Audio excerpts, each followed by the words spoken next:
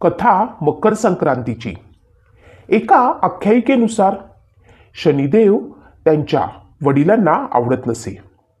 त्यांनी शनिदेव आणि त्यांच्या मातोश्री देवी छाया यांना स्वतःपासून विभक्त केले. त्या दोघांना सूर्यदेवाचा राग आला. त्याने सूर्यदेवास कुष्ठरोगाचा श्राप दिला. त्या श्रापामुळे सूर्यदेवांना कुष्ठरोग झाला. वडिलांना या त्रासात बघून यमराज हे सूर्यदेवांच्या दुसऱ्या पत्नी संध्या हिचे पुत्र होय. यांनी तपश्चर्या केली. त्या तपस्येमुळे सूर्यदेव कुष्ठरोगापासून मुक्त झाले. सूर्यदेवांना शनिदेवांचा आणि छायादेवीचा प्रचंड राग आला आणि त्यांनी त्या दोघांचे घर कुंभ ही शनीची रास आहे हे जाळून टाकले. त्यामुळे त्या दोघांना त्रास सहन करावा लागला. यमराजाला त्याचा सावत्र भाऊ आणि सावत्र आईला कष्टात बघून वाईट वाटले. त्यांनी आपल्या वडिलांना समजावले. त्यामुळे सूर्यदेव शनीस भेटावयास त्यांच्या घरी गेले. कुंभला पेटल्यावरती फक्त काळे तिळांना सोडून सर्व काही जळाले होते. त्या काळ्या तिळानेच शनिदेवाने आपल्या वडिलांची पूजा केली. त्यामुळे प्रसन्न होऊन सूर्यदेवानं शनीस त्याचे दुसरे घर मकर दिले. त्या दिवसापासून असे मानले जाते की तिळामुळेच शनिदेवास घर आणि आनंदाची प्राप्ती झाली. त्या दिवसापासून मकर संक्रांतीला सूर्यदेवाची पूजा करण्याचे महत्त्व आहे. तिळाचे दान केल्याने सूर्य आणि शनी हे दोघेही प्रसन्न होतात, कारण ही या दोघांचीही आवडती गोष्ट आहे.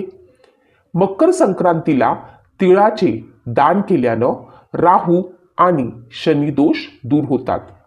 असे मानले जाते की तिळाची उत्पत्ती भगवान विष्णूच्या शरीरातून झाली होती.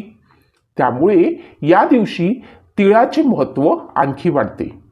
सूर्यासोबत मकर संक्रांतीच्या दिवशी भगवान विष्णूचीही पूजा केली जाते.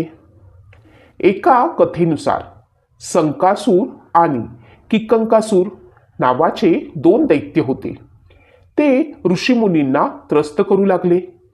देवीने यावेळी संकासुराचा वध केला आणि त्याच्या दुसऱ्या दिवशी किकंकरासुराचाही वध केला. प्राण सोडताना त्यांनी देवीकडे पाहून हात जोडले.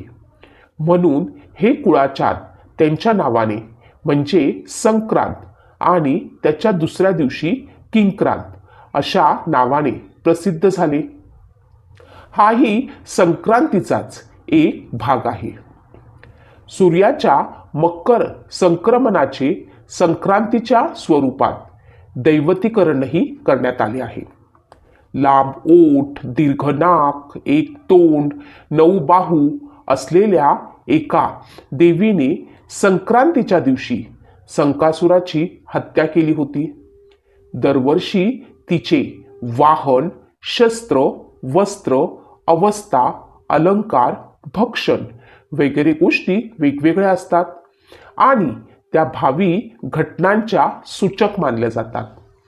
ती एखाद्या वाहनावर बसून एका दिशेकडून येते, दुसऱ्या दिशेला जाते व त्यावेळी तिसऱ्या दिशेकडे पाहत असते. ती ज्या दिशेकडून येते त्या दिशेला समृद्धी मिळते, तर ती जिथे जाते व पाहते तिकडे संकट कोसळते. त्यामुळे संक्रांत येणे म्हणजे संकट येणे असा वाक्यप्रचार रूढ झाला आहे. तिने ज्या वस्तू घेतलेल्या असतात त्या नष्ट वा महाग होतात अशी ही समजूत आहे. पंचांगात तिचे चित्र दिलेले असते. संक्रांतीच्या दिवशी शुभ कार्य करीत नाहीत.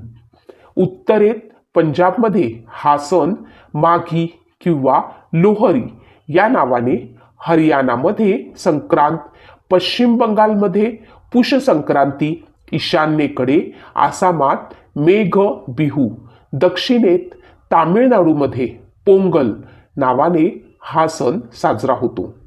त्याचप्रमाणे महाराष्ट्रात मकर संक्रांत नावाने साजरा केला जातो. एकूणच देशभरात मकर संक्रांत सण साजरा करण्याच्या पद्धतीमध्ये अनेक साम्य दिसून येतील. त्यासोबतच स्थानिक संस्कृतीनुसार त्यामध्ये थोडेफार फरकही स्पष्टपणे दिसू लागतात. पण देशभरात सर्वच ठिकाणी हा सण सकारात्मक मानला गेलेला आहे. वाईटावरती सत्याचा विजय, नव्याची सुरुवात, संक्रमणाचा जल्लोष, कृषी संस्कृतीतील समर्पण भाव याच अर्थाने हा सण साजरा करण्यात येतो. मकर संक्रांतीला गंगा, गोदावरी, प्रयाग आदी पवित्र नदीत स्नान करण्याला विशेष महत्त्व आहे. सर्व तीर्थांमध्ये वारंवार स्नान केल्याने जे पुण्य प्राप्त होते तेच पुण्य मकर संक्रांतीच्या दिवशी एकदा गंगासागरात स्नान केल्याने प्राप्त होते. अश्वमेध आणि वाजपेय यज्ञ करण्यासारखे पुण्य प्राप्त होते असे मानले जाते. कारण मकर संक्रांतीच्या दिवशी सागरपुत्रांना वाचवताना गंगा सागराला जाऊन मिळाली होती. याची एक कथा सांगितली जाते. सागर राजाने अश्वमेध यज्ञ केला आणि विश्वविजयासाठी आपला घोडा सोडला. इंद्रदेवांनी त्या घोड्याला कपिल मुनींच्या आश्रमात बांधून ठेवले. सगर राजाचे 60,000 पुत्र युद्धासाठी कपिल मुनींच्या आश्रमात गेले आणि त्यांना अपशब्द बोलले. कपिल मुनींनी क्रोधित होऊन त्यांना भस्म केले. तेव्हा राजा सगराचा नातू राजकुमार अंशुमन हा कपिल मुनींच्या आश्रमात गेला आणि त्याने मुनींची माफी मागून आपल्या काकांच्या उद्धाराचा मार्ग विचारला. तेव्हा कपिल मुनींनी सांगितले, गंगेला पृथ्वीवर आणावे लागेल. अंशुमनने कठोर तपश्चर्या केली आणि त्यातच आपले प्राण दिले. आपल्या आजोबांचे तप भगीरथ पुढे घेऊन गेला. हा भगीरथ राजा दिलीपचा मुलगा आणि अंशुमनचा नातू होता. भगीरथाच्या तपाने गंगा प्रसन्न होऊन पृथ्वीवर आली. पण तिच्या प्रचंड प्रवाहाने पृथ्वीवर हाहाकार माजला.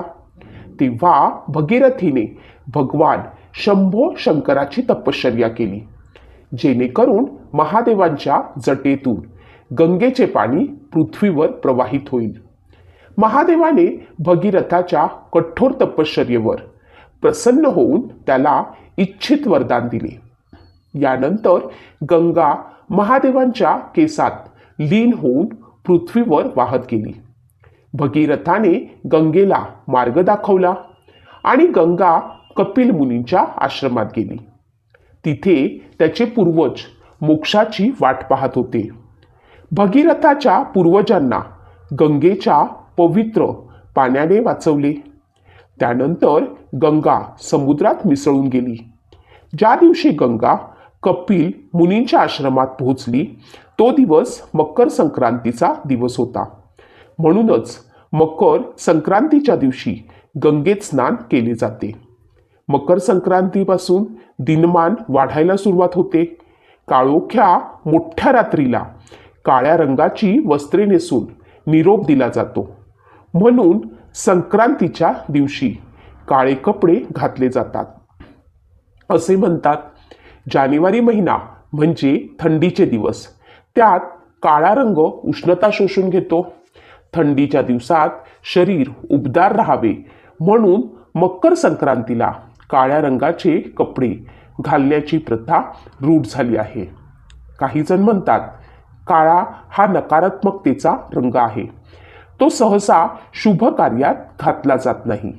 पण संक्रांतीमध्ये आवर्जून काळा पेहराव घातला जातो. त्यावर हलव्याचे दागिने घातले जातात. म्हणजेच फक्त काळा असे होत नाही, तर त्यात दागिन्यांच्या रूपात पांढरा रंग एकरूप होतो. शरीराला उष्ण ठेवणाऱ्या तिळाचे सेवन व्हावे म्हणून तिळगुळ देखील खाल्ला जातो.